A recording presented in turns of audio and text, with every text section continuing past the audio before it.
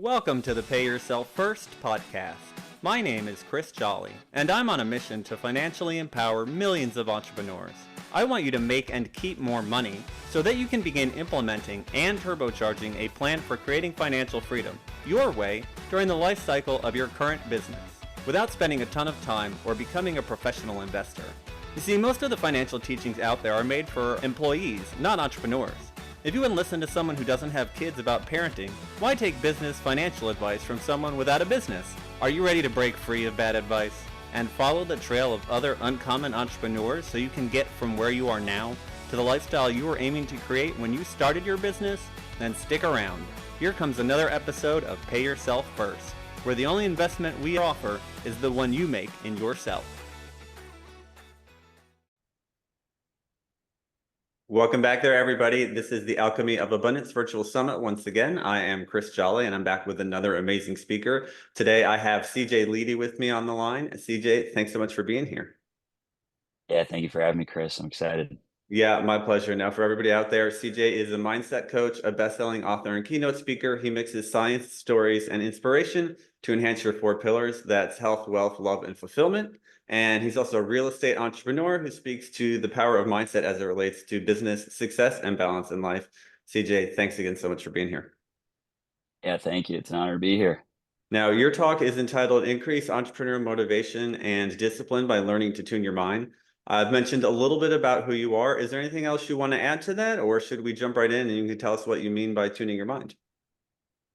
I think that was a great introduction. I would just add for a little more clarity. So yeah, I'm a business mindset coach. I work with entrepreneurs, executives, salespeople, and really the main focus is to help people lock in mentally into whatever's important to them, typically entrepreneurial ventures or their businesses, really by increasing the passion behind what we do and the clarity around what we are trying to do. So and yes, like you mentioned, I've written a book called Tune Your Mind, and it's really this 3-step process for how to wrap your mind around an important concept, an important dream or goal or business or whatever it is for you. So, yeah, I really appreciate you taking some time to dig in here with me. Excellent. Well, I want to ask a little bit about the book and the process of tuning your mind. What is it that kind of inspired you to write the book, and how did you get your fascination with mindset and business psychology? Yeah, great question. So, interestingly enough, so I grew up with a lot of social anxiety. And when I was 18 years old, I went to one of those stage hypnotists who, make people dance like a chicken across the stage kind of thing. And afterwards, and I had no interest. It was a 400 person auditorium. I was like, I'll sit back like a little, fly on the wall. I'm not going to say anything or do anything. I'm not jumping up there. I had a lot of those anxieties. And afterwards, the hypnotist said, okay, anybody who wants to stick around can be hypnotized. And you can either focus on losing weight, stopping smoking, or stop the fear of what others think of you. And I was skinny, not that interested in cigarettes. So I defaulted to the third choice. And like I said, the fears of what others thought of me had really constricted me in a lot of ways, even more so than I had actually really recognized at the time. But I went through this hypnosis experience and I went into a deep, deep trance state, was basically passed out asleep in my lap. And I had never meditated anything like that before, didn't really give much interest to the whole space of mindfulness meditation, all these other things. And I came out of this experience and it was completely life-changing for me. I felt more comfortable in my own skin than I'd ever been in my life. I shy away a little bit from the word confidence because confidence is almost like this air of just feeling like I've got this kind of thing. It was more just like I can be exactly who I am and that's okay. And that feeling was just changed the way that I went about everything that I did. It affected how I was in school at the time, sports, my relationships with others, like everything just became easier and more enjoyable and I was more effective at the things that I was doing. And so I went on a 5 or 6 day period where it was just this absolute incredible high. And I became fascinated from that. It just drove this idea home that the mind and the subconscious mind in particular is so impactful on everything that we do, from our businesses to our relationships to our hobbies to everything that we do. The mind and how you've programmed it affect your enjoyability and your effectiveness. So I became obsessed and just started diving headfirst into all things meditation, business psychology, all that kind of stuff. And, that was about 15 years ago now. And I've spent those years traveling. I've been to over 35 countries to study the different cultural approaches to mental health and well-being. Lots of different little pivotal moments that have continued to kind of push me along in my journey. But that's what really stimulated the work for my book. I started coaching you know, just out of sheer interest in what was going on in other people's minds. I became so fascinated with what was happening in my head that it made me super interested in, well, how do you think about this? And what does this mean to you? And, what do you feel like when this goes on? And through those conversations, I'd talk to people for hours and we'd come to these epiphany moments. And it was like, after the talk we'd have, they'd come back and be like, oh my gosh, that conversation we had really helped me so much. It freed me from something I was dealing with, whatever else. And, I was just doing it because it was just super enjoyable for me. But I realized that I was doing something useful for others too at the same time. So it became sort of a passion project that turned into a career path for me too. And, my kind of main bread and butter from a financial standpoint is real estate investing, real estate sales and things like that. But this is my passion project. This is the thing that I do just because I love it. Thankfully, I don't need to make a lot of money to do it, but it's been a really enjoyable process. So the book follows really kind of my coaching construct of how I work with people, how I figure out where you are, where you're trying to go, and then make sure that your mind is sort of tuned, as I like to call it, for whatever you're trying to accomplish. Amazing. It's really interesting how you get into business and you think, I'm just going to be making a product or service. And then the more you get into it, you like have to become a master of psychology and learn the way that other people's minds work so you can deconstruct your own.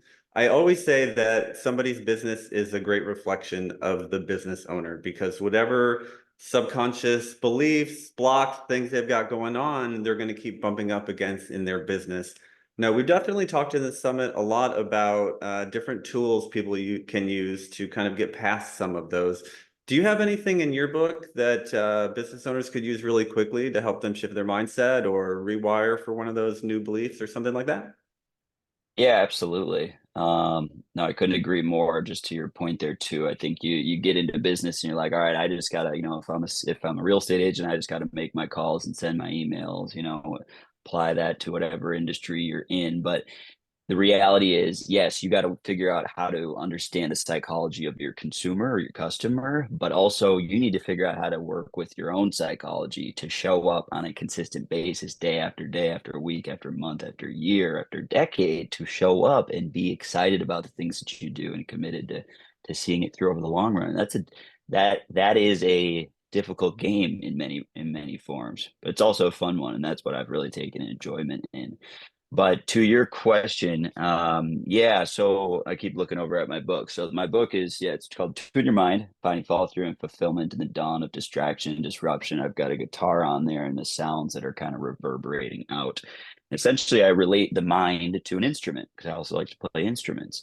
And the mind is kind of like a guitar, and there's five different strings, as I call it in my book, which relate to different aspects of your mindset. And essentially, you go through and tune each piece around your business or relationship or hobby or whatever it is that's important to you. But one of the final tools that I talk about that kind of is all encompassing and brings it all back together is called the why, the what, and the how.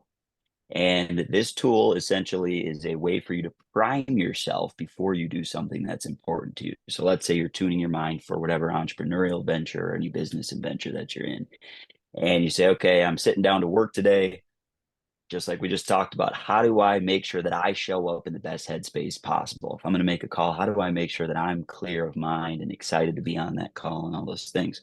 So this is about a 2-minute process that you can do. And what you do is you just sit there. You can either listen to a song or you just do it in the quiet. But first you think through the why. So why am I doing what I'm doing? Why am I going to make this call? What's meaningful to myself? What's meaningful to the world in general? What's meaningful to my client or my consumer, whoever it is? Just thinking about that for a second gets you engaged. It reminds you the purpose behind it, which really helps us to connect to what we're doing. That's the why. Then you think about the what. So what specifically do I plan to do? And this is about building some clarity. It's saying, well, take the call, for instance. I want to talk about XYZ points. And what do I want to accomplish through that? Well, I really hope to set up another appointment or close the sale or whatever it might be in this circumstance. And what do I hope is the final outcome of that? I hope that they go on to have success in their business and whatever it is, however, whatever lane makes sense for you based on what you're doing. So you've got the why, you've got the what, and then you've got the how. So the how is about how do I want to show up mentally? What is the state physically, emotionally, spiritually that I want to come to the table with? Is it a sense of excitement? Is it a sense of passion? Is it a sense of certainty? Whatever it is for you, just sitting for a second saying, what headspace do I want to be in? What emotional state do I want to bring to this? That really helps you to be proactive versus reactive about your state. Sometimes you're coming out, I didn't sleep that well, or I got XYZ going on in my life. And you kind of bring that into whatever you're going to do. But sometimes if you just take a second and you think through, how do I actually want to feel? What do I want to bring to the table here? And you just center yourself on that feeling for a little while, it starts to naturally produce itself. So, like I said, it's called the why, the what, and the how. Why am I doing what I'm doing? What am I going to do? And how do I want to show up mentally? Yeah, CJ, that connection to the emotional state can be so crucial, especially when I'm talking to entrepreneurs who they're either burnt out or they've kind of lost connection to the why in their business and they're just not having a lot of fun anymore. It's because they are anxious, they just kind of let these feelings of resentment build up because they don't reconnect and they don't bring their state back in check. For you, what are some of the triggers that you deal with in business that can bring up those emotional states for you that you need to shift through? Yeah, great question. Well, I think especially with real estate in particular, that's my main gig and something that I know a lot about. But the experience of it can sometimes be a little bit redundant. And so that's one challenging piece of staying excited about making the right, making the phone calls, sending the email, stuff that, especially in my business, I do a lot of commercial real estate now, which is, just do one big deal every 6 months or so. And they have really long sales cycles that can last years of client building or, relationship building and things. So it's about staying consistent and excited when the redundancies pop up and also dealing with the roller coaster that is long sales cycle deals, which is a lot of emotions of, one day everything seems like it's going great. The next day it's all falling apart. Right. So it's staying cool, calm, and consistent. And really what I do is I lean on the fundamentals of my book. I try to keep my mind in tune. So what we just covered obviously is the why, the what, and the how. And that's kind of the general synopsis. But what I do in my book is I go through a process to really go much deeper into these elements. Like I mentioned in the beginning, you've got 5 strings that I referred to in the book. One is passion, and that's really kind of that why piece. There's a few deeper elements about your enjoyment, some of those things there. But what I'm doing as I'm going through and tuning my mind is I have a whole mind tuner, which is where I go in and I sort of journal about these things every month or so. You've got to why, that's the passion piece. Then you've got clarity, so it's about really defining and refining where am I trying to go, what is the strategy to get there. And you have the momentum piece, and momentum is, have my actions been proving that this is, how am I putting in as much as I need to. If I say I need to be working 50 hours a week to accomplish this goal, what have the last 2 weeks shown? Have I done that? How much emotional energy do I need to bring to the table? Is it, do I need to be at an 8 or a 9 out of 10 to really be present enough to accomplish that during the 50 hours a week? Have I been doing that? If not, where do I need to be within that momentum? The next piece is ease. And ease is about the limiting beliefs versus your empowering beliefs. Ease is kind of that subconscious piece. And so it's asking yourself honestly, am I facing fears within what I'm trying to accomplish, or do I feel comfortable in the process that's going about it? And if so, I've got a handful of different tools that you can use, but what do I need to do to release that? What do I need to do to overcome that limiting belief? And then finally, it's necessity. So necessity is about understanding the importance behind what you do. So for me, that's clearly defining the benefits of success versus the consequences of falling short. find that the more clearly I'm aware of that piece of, wow, if I'm able to complete this real estate deal, it means XYZ for me, myself, my family, for everybody else around me. And if I'm lazy and I'm not willing to make the couple calls that end up adding up to it, this is the side effect. This is the negative for me, myself, my family, the people that I care about, the greater world in general, the more clear I am about that. So, as I kind of deal with the redundancy of, okay, I've been working this relationship for a year plus and it doesn't seem to be going anywhere, or, I'm the roller coaster of how things move. When I'm really clear and my mind is truly in tune with all those elements, I can speak them clearly. It you see beyond it. It's kind of like you're able to step back from just being stuck in the moment, right? You see the bigger picture of like, here's why I'm doing this. Here's where I'm going. Yeah, I may be at, 8:30 in the morning on a Monday and a little groggy and XYZ, but you see the bigger picture. And so you say, okay, this is why I do it. And it just, then you can able, you're just, the resistance gets out of the way and you can just take action easily. Yeah, absolutely. Fascinating stuff. Now, when you're working with entrepreneurs, what are some of the most common mindset issues you find with them as they're working to grow and scale their own business? Yeah. You know, I would say it's twofold, and it's for different camps for entrepreneurs. The first camp of entrepreneurs that I work with often has what you maybe have heard of as the shiny object syndrome. Have you Yeah. heard of shiny object? Yeah, of course. So it's, Mhm. you've got entrepreneurs who are incredibly talented, incredibly skilled with a lot of different avenues within entrepreneurial ventures, but they can't see something through to completion. Oh, I just had another great idea. I could start this other business doing, window cleaning, and I can get all of, I can contract XYZ and I can figure it all out. And it's like, this is a great idea and it could make a lot of money. And it's true. You probably can. There's lots of different ways that we can go out and make money as entrepreneurs.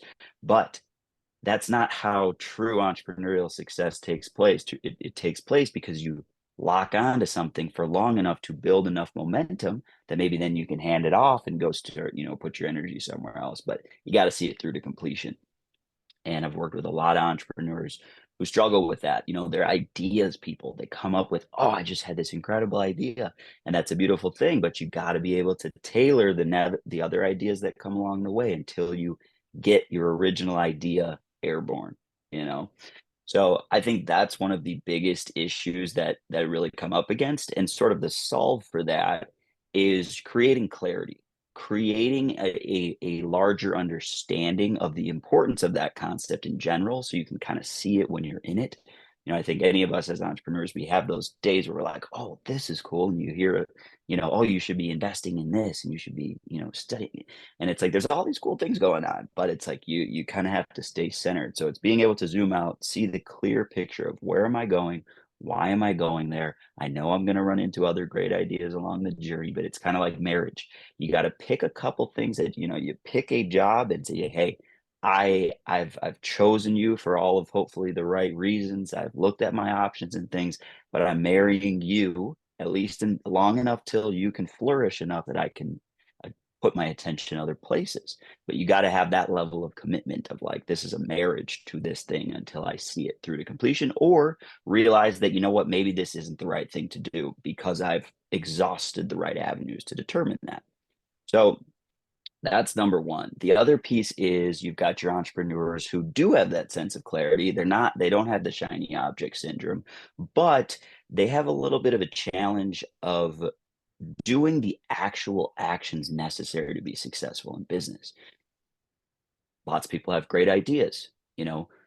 Your ability to execute on that idea in the current business landscape that involves social media, that involves, good marketing and all the other pieces, and your rapid expansion and using automation and all of the changing landscape, which is part of what we talk about in the book of disruption. There's the constant ever changing landscape that is business. So I think that that's another big, that's kind of the other camp that entrepreneurs can sometimes fall into. And I would say for that, it's really about being more, well, I think a lot of that comes back to fear. a lot of times what I will find as you trace it down farther and farther, most people, most entrepreneurs that are smart and know what they're doing, it's not that they don't know what to do. It's that they are afraid or lazy or whatever you want to wrap that fear in, that keeps them from taking the action that actually would catapult their business to the next level. So that really comes down to breaking down those limiting beliefs. It's getting clear about where they are, tracing them to their roots, understanding, did that come from something that happened in the past? Is that based in something that you're fearing coming in the future? And let's just look at it in a different light. And a lot of times, just once you shine the light on a fear, you realize it's just the corner with some cobwebs in it and there's nothing actually there. And you're like, oh, okay. Now that's passed. So it's kind of working through what are the blocks, what are the roadblocks that are standing in front of you from where you're trying to get to.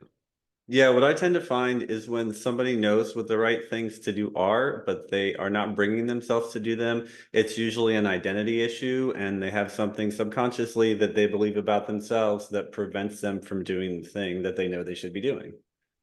Totally. And Yeah, then exactly. it's so interesting. The other part that as entrepreneurs, a lot of people, we go into this because we want to have our freedom, but sometimes it's too much freedom. And if you're running into that shiny object syndrome and the thing where you're jumping from idea to idea to idea, stop and think, wait, if I was working for somebody else, what would they have me doing? And they would have you doing the handful of things you need to be doing every day to move forward, not going ping pong all around, trying to do 100 different things. Exactly. Couldn't Yeah. agree more. Amazing. Okay, now I want to talk about the real estate a little bit. One of the things that we've been talking about on this summit is how to build more abundance in your life. And real estate is definitely one of the best, if not the best tool for doing that historically. Can you tell us what you've learned from doing over $100 million in real estate volume? Yeah, absolutely. Well, there's a lot of lessons in there. I think that one of the most important, if we're talking about scaling and growing a business to sizable piece, and even just back to the fear piece of what we talked about, is, when I started off in real estate, I did a lot of small deals, whether it was $50,000 land deal or, a single family house and these kind of things. And sort of like, I think there's nothing wrong with starting with what you're comfortable with. But what I've realized as I've gotten farther and farther down the road is that, real estate transactions or business ventures, entrepreneurial things that you're doing, if you're out looking to raise money or whatever you're trying to do, ultimately, what you're looking for is value. It's less about the dollar amount. So you might look at a deal that's $20 million and go, oh my gosh, that's a lot of money. That's beyond what I'm capable of. But what I have learned as I've gone on to do, 20 million plus deals in starting from a very much smaller point and feeling a lot of fear around some of those little ones, was that it's actually really the same system that's going on. So forget about the numbers, forget about how big or small a deal is, and you think about the value behind it. Does this deal make sense? And because the truth is, if you have a great deal, I don't care if it's $100,000 rental property or if it's a $50 million apartment building, if it's a great deal and it makes sense and you understand how to underwrite it clearly, you can find people who will provide capital to get that deal done. You will find a buyer. If you're a real estate agent, you'll find a seller. You just have to look at values. That's I think one of the biggest limiting beliefs that I experience and that I see in a lot of clients that I work with is you start to get intimidated. But I think it's true in any entrepreneurial venture too. Sometimes you got to take your blinders off to the numbers a little bit and see the value in what you're producing. Um, that's a big one. I would also say in real estate, it's I like the point that you made a second ago about, the shiny object syndrome and you got to be consistent. And I think that that's one of the biggest lessons that I've learned. It's within the abundance principle is, you really have to open yourself up to these things coming to you. And, I think that a lot of business people tend to look at things, oftentimes business people are a little bit more black and white on how, a little less emotionally connected and a little more process oriented, which isn't necessarily a bad thing. Like processes are how things get done. But I think to really take yourself and your life and your business to the next level, you do have to tune yourself into what's going on inside of myself, emotionally, physically, relationship wise. Like it all plays a part. And what I've really realized, and maybe it's just, I don't have any scientific evidence to prove this, and a lot of stuff that I do follows science pretty closely, but I have a process where if I have a big deal that's going on, I will open myself to it, sort of in this mental state where I just imagine the deal coming to me. I imagine the deal getting done. I just kind of open myself up and I just see whether I'm out for a jog or I'm meditating or I'm just walking around. Maybe the idea comes up, but it's like removing the blocks and just seeing the deal being completed, seeing the deal coming to me, just like a physical movement. And I notice there is a reaction in my body, which is positive from that. Sometimes I'll have like this idea, right now I'm working on this real estate deal. We're trying to buy an RV park, and there's a subdivision issue where the city's given us some grief about, oh, somebody needs to pay for the road to be redeveloped. And at first glance, it changes the whole metrics of the deal, messes with my returns, it's all this stuff, and you kind of get locked into all the little semantics of it all. But when I do that process and I open it up and I just see it coming to me, it reminds me of the long term of this whole thing. And it sort of gets that out of the way. And it's like, okay, just solve that. Just figure out a way to get around it. Figure out who, just deal with it instead of having it be this thing of like tension where I'm going to go into it and try to like nickel and dime every piece out of it and potentially lose the deal over it. It's like, so that's another thing that I like to do. And like I said, I think that there's a lot of science to it. It's the principle of abundance. It's the law of attraction. It's a mix of a lot of those things. But that's sort of a more abundance related um, practice that I've used a lot as of recently, as the deals have gotten bigger, and I kind of have to get out of my own way and just let things come to me. Yeah, it's so useful because one of the issues, again, that people run into is they don't actually take the time to see themselves getting the things that they want. And so when the things that you want come close to you or come into your mind, if you're not seeing yourself actually obtaining them, you're still keeping them as something that's out over here and not part of you. And really need to embody that piece in order to bring more abundance into your world for sure. Totally.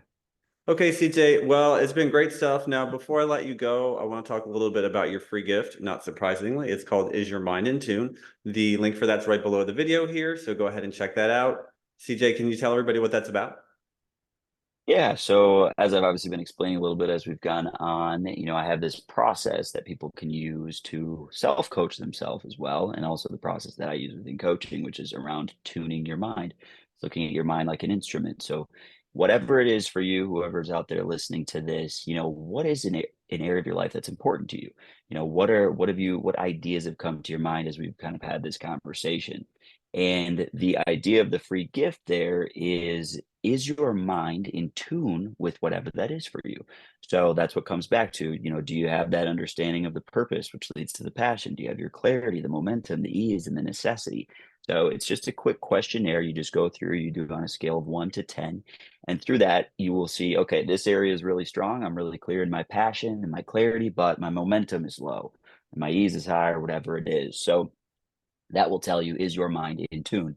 And after you complete that, you will be sent a free copy of my ebook of Tune Your Mind. And from that, you can go through and say, hey, maybe I was low in momentum. So what you can do, obviously, great, go ahead and read through the whole book.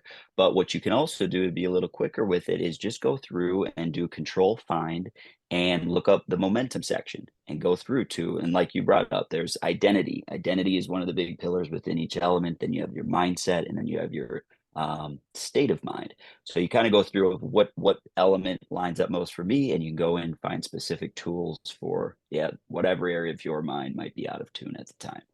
So and also with that, I'm offering for anybody who's tuning into this summit is a free 30-minute coaching session where we can talk through some of the principles of is your mind in tune with whatever it is that you're working on. And real quick too, you can find me on I've got a podcast called Mindset is Art. And you can find me on my website at cjledy.com.